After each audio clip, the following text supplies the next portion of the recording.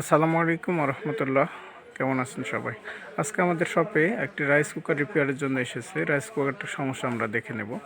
পাওয়ার connection দিলেই body socket এবং plug থেকে এরকম ধোঁয়া বের হচ্ছে।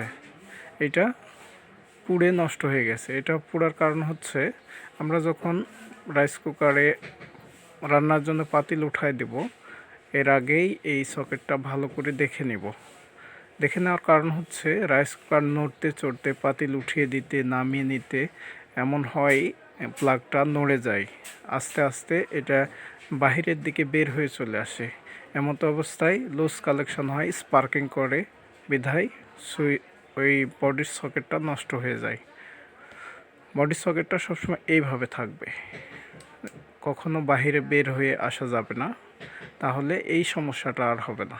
একটি রাইস কুকারে 1000 ওয়াট কয়েল ইউজ করা হয়।